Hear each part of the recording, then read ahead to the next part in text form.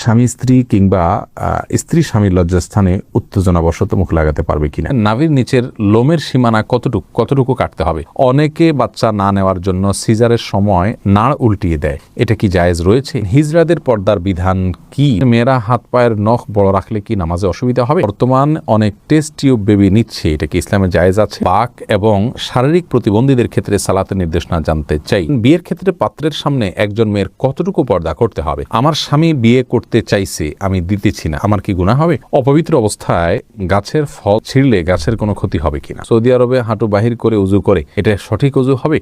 নাফিজা নুজহা জানতেছেন রাতে নখ কাটা যাবে কিনা? যাবে। গোসলের পর নখ কাটলে কি অপবিত্র হয়ে যাবে? না, হবে না। ফাইসাল, আপনি প্রশ্ন করেছেন অপবিত্র অবস্থায় গাছের ফল ছিঁড়লে গাছের কোনো ক্ষতি হবে কিনা। এর উত্তর হলো অপবিত্র অবস্থায় গাছের কোনো ফল ছিঁড়লে গাছের কোনো ক্ষতি হবে না, এমনকি যিনি ছিঁড়বেন তারও কোনো ক্ষতি হবে না। ফল ছেঁড়ার ক্ষেত্রে পবিত্রতা অপবিত্রতার বিষয়টি কোনো নিষিদ্ধ বা এরকম কিছু নয়, বরং যে কোনো অবস্থাতে আপনি প্রয়োজন হলে গাছের ফল ছিঁড়তে পারবেন। সাদ বিন আব্দুর রহিম, আপনি জানতে চেয়েছেন নাভির নিচের লোমের সীমানা কতটুকু কাটতে হবে? নাভির নিচ থেকে নিয়ে আপনার দোড়ানের চিপায় যে সমস্ত লোম থাকে সবগুলোকেই আপনি কাটবেন যতটুকু সম্ভব, কিছু যদি থেকে যায় তাতে অসুবিধা নেই। রেজাউল করিম জানতে চেয়েছেন বর্তমান অনেক টেস্ট টিউব বেবি নিচ্ছে, এটা কি ইসলামে জায়েজ আছে? টেস্ট টিউব বেবি, এটাতে ইসলামের মৌলিক নির্দেশনা হলো যদি স্বামী স্ত্রীর বীর্য এবং শুক্রাণু থাকে এবং আরো কিছু শর্ত আছে, সেক্ষেত্রে মৌলিকভাবে এটি জায়েজ রয়েছে যদি নিরুপায় ব্যক্তি হয় তার জন্য। জাকির কাজী জানতে চেয়েছেন কোন কারণে কবর পরিবর্তন করার বিধান কি? কবর পরিবর্তন করা যেতে পারে বিশেষ কোনো কারণে, আপনার কবরের উপরে হয়তো কোনো গৃহ বা মসজিদ সম্প্রসারণ করতে হচ্ছে, তাহলে সেক্ষেত্রে কবরে যিনি শায়িত আছেন তার ধ্বংসাবশেষকে কোনো একটা ব্যাগে বা কিছুতে নিয়ে অন্য সাধারণ কবরস্থানে একটা কবর দাফন করে দেওয়া, এটা বিধিবদ্ধ, এটা নাজায়েজ বা গুনাহের কোনো কাজ নয়। তবে সেটা একান্ত প্রয়োজন হলে তখন যে কোনো হেনতন অজুহাতে এরকম করা যাবে না, এটা কবরের বাসীর প্রতি অসম্মান প্রদর্শন হবে সেক্ষেত্রে। তানজিন মিষ্টি জানতে চেয়েছেন মেয়েরা হাত পায়ের নখ বড় রাখলে কি নামাজে অসুবিধা হবে? নামাজ হয়ে যাবে যদি আপনি নখের ভেতরে চিপায় পানি পৌঁছাতে পারেন, তাহলে সেক্ষেত্রে নামাজ হয়ে যাবে, নামাজের কোনো সমস্যা নেই। তবে যদি ব্যাপারটি এরকম হয় যে নিচে পানি পৌঁছাচ্ছে না, অতিরিক্ত হওয়ার কারণে ময়লা জমে যাচ্ছে, তাহলে সেটা একে তো অনুচিত, দ্বিতীয়ত হলো যদি পানি না পৌঁছে তাহলে সেক্ষেত্রে নামাজই হবে না। যেমন নখ যদি বের হয়ে থাকে তাহলে তলার অংশতে পানি পৌঁছাইতে হবে, কারণ বাইর হয়ে আসে, ওইটা আপনার দৃশ্যমান অংশ হয়ে গেল, অতএব ওখানে পানি পৌঁছাইতে হবে, সেখানে আপনাকে পানি পৌঁছাটা নিশ্চিত করতে হবে। যদি করেন তাহলে সেক্ষেত্রে নামাজ হয়ে যাবে, কিন্তু এরকম করাটা অনুচিত। এমডি জান্নাতুল ফেরদাউস জান্নাত, আপনি জানতে চেয়েছেন বাক এবং শারীরিক প্রতিবন্ধীদের ক্ষেত্রে সালাতের নির্দেশনা জানতে চাই। বাক প্রতিবন্ধী যারা, তারা মুখে যদি কোনোভাবে উচ্চারণ করতে না পারেন তাহলে সেক্ষেত্রে মনে মনে আপনার যেগুলো পাঠ করার কথা সেগুলো পাঠ করবেন এবং রুকু সেজদা স্বাভাবিক অবস্থাতে তিনি করবেন। আর শারীরিক প্রতিবন্ধী যারা, তারা যেভাবে পারেন সেভাবে সালাত আদায় করবেন। আল্লাহ রাব্বুল আলামিন বলেছেন ফাত্তাকুল্লাহ মাসতাতা'তুম, তোমরা আল্লাহকে যতটুকু সাধ্যে কুলায় ততটুকু ভয় করো। অতএব প্রত্যেকে যার সাধ্য অনুযায়ী তার আমলগুলো সম্পাদন করতে হবে। আবু হানিফা আরিফ জানতে চেয়েছেন হিজড়াদের পর্দার বিধান কি? ভাই আবু হানিফা, হিজড়া যারা, তাদের জন্য পর্দার বিধান হলো তারা সাধারণ অবস্থাতে যদি পুরুষের সাথে তাদের সাদৃশ্যটা বেশি হয় তাহলে সেক্ষেত্রে তারা পুরুষদের সাথে দেখা করবেন, মেয়েদের সাথে পর্দা করবেন। আর যদি তাদের শারীরিক গঠন মেয়েদের আলামত, মেয়েদের শরীরের গঠনটা তাদের মধ্যে বেশি থাকে, পুরুষের গঠনটা কম থাকে, তাহলে সেক্ষেত্রে মেয়েদের বিধান তাদের জন্য প্রযোজ্য হবে, তারা পুরুষদের সাথে পর্দা করবেন।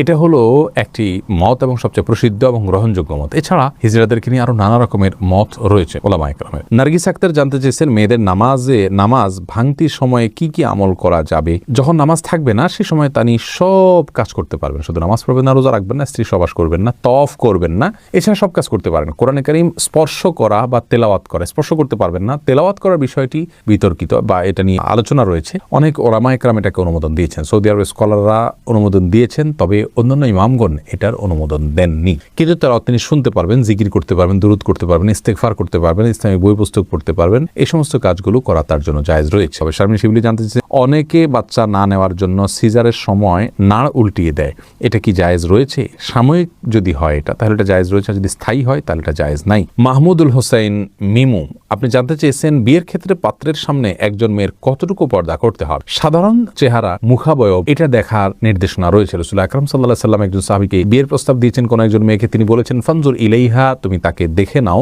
অন্য এক বর্ণায় আসছে তিনি বলেছেন ফাইন্না ফি আয়ুনিল আনসারি, সেই আনসারি মেয়েকে বিয়ের প্রস্তাব করেছেন মুহাজির সাহাবী, তখন বলেছেন আনসারীদের চোখে একটু অসুবিধা আছে, অর্থাৎ ঘোলাটে ভাব বা কিছু একটা আছে আঞ্চলিক, তখন তিনি বলেছেন যে তুমি দেখে নাও, তোমার ভালো লাগে তুমি করো। তো এখান থেকে বোঝা যায় যে সাধারণ যে অঙ্গগুলো আছে, হাত পা মুখ, এগুলো দেখবে। এর বাইরে এই প্রকাশ্য অঙ্গ ছাড়া তার অন্য কোনো অঙ্গ দেখতে যাবে না। চুল, মাথার চুল দেখতে পারে, এই জাতীয় বিষয়গুলো দেখবে, বাহ্যিক যে অঙ্গগুলো থাকে সেগুলো। মাহমুদুল্লাহ এই আইডি থেকে আপনি জানতে চেয়েছেন, আমার স্বামী বিয়ে করতে চাইছে, আমি দিতেছি না, আমার কি গুনাহ হবে? তাহলে পুরুষ আইডি থেকে কোনো বোন হয়তো প্রশ্ন করেছেন। দেখুন, আপনার স্বামী যদি বিয়ে করতে চান আর আপনি তাকে বিবাহ করতে না দেন, যৌক্তিক কারণে যদি মানা করেন তাহলে তো ঠিক আছে। যেমন স্বামীর সেরকম আর্থিক সক্ষমতা নেই, শারীরিক সক্ষমতা নেই, বিবাহ করার মতো পরিবেশ তার জন্য নেই, তাহলে সেক্ষেত্রে আপনি বাধা দিতে পারেন। কিন্তু সেগুলো যদি তার থাকে তাহলে সেক্ষেত্রে আপনার জন্য বাধা দেওয়া উচিত নয়। তবে হ্যাঁ, এই কারণে আপনার গুনাহ হবে আমি সেটা বলবো না। বাধা আপনি দিতে পারেন এই অর্থে যে আপনি সতীন চাচ্ছেন না, আপনি স্বামীর কাজের পরিণাম আপনাদের উভয়ের জন্য ভালো হবে না, সেই দৃষ্টিকোণ থেকে আপনি বাধা দিচ্ছেন, তাহলে আপনি দিতেই পারেন, গুনাহ হবে না। কিন্তু যদি আপনার আল্লাহর বিধানের প্রতি আপনার অবজ্ঞা থাকে এবং অশ্রদ্ধা থাকে, তাহলে সেটি ভিন্ন কথা। সেটার কারণে হলে গুনাহ শুধু হবে না, তার কারণে ঈমানও যেতে পারে। বিল্লাল বাঙালি আপনি জানতে চেয়েছেন, সৌদি আরবে হাঁটু বাহির করে উজু করে, এটা সঠিক অজু হবে? অজু হয়ে যাবে ভাই বিল্লাল, তবে হাঁটুর কাপড় সরিয়ে ফেলা এটা জায়েজ কিনা সেটা হলো মূল প্রশ্নের বিষয়। অজু নিয়ে এটা নিয়ে আপত্তি নেই, হাঁটুর কাপড় উঠায় উজু করলে উজু হয়ে যাবে, বা উজু অবস্থায় হাঁটুর কাপড় উঠে গেলেও উজু থাকবে, নষ্ট হয়ে যাবে না। কিন্তু হাঁটুর উপরে কাপড় উঠানো পুরুষের জন্য এটা জায়েজ কিনা, বিশেষ করে অন্য পুরুষদের সামনে, এই নিয়ে ওলামা একরামের এবং ফোকা একরামের মতো পার্থক্য আছে যে হাঁটু এটা সতরের অংশ কি না। বিশুদ্ধ মত অনুযায়ী এটা সতরের অংশ। তো তবে সৌদি আরবের ওলামা একরাম এবং অনেকের মতেই আপনার হাঁটু এটা সতরের অংশ নয়। যেহেতু এটা সতরের অংশ নয়, যার কারণে এটা উন্মুক্ত হলে গুনাহ হবে না। এটার একটা যৌক্তিক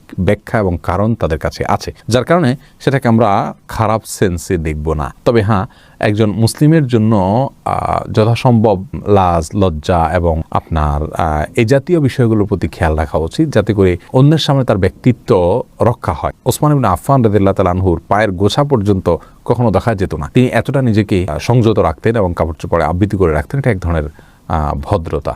যাই হোক, শরীয়তের বিধানের কথা বলতে গেলে যেহেতু একটা শরঈ ব্যাখ্যা রয়েছে তাদের কাছে, যার কারণে সেটাকে আমরা হারাম বা গুনাহ বলতে পারবো না। তারিয়া আলম আপনি জানতে চেয়েছেন, কেউ বদদোয়া করলে এই বদদোয়া কাটানোর জন্য কি করতে হবে? বদদোয়া কাটানোর কোনো সিস্টেম নেই। আল্লাহর কাছে ইস্তেগফার করবেন এবং চেষ্টা করবেন ভালো পথে থাকার জন্য, আল্লাহর কাছে আশ্রয় চাইবেন।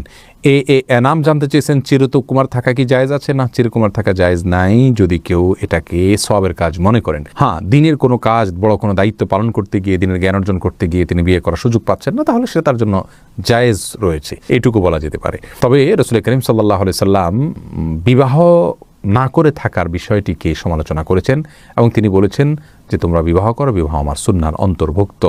এই জন্য বিবাহ করে, সংসার করে, তার ফাঁকে ফাঁকে ইবাদতবন্দি করা, ইলম শেখা, সেটা হলো উচিত এবং উত্তম। রিজওয়ানুর রহমান হৃদয় জানতে চেয়েছেন, স্বামী স্ত্রী কিংবা স্ত্রী স্বামীর লজ্জাস্থানে উত্তেজনাবশত মুখ লাগাতে পারবে কিনা?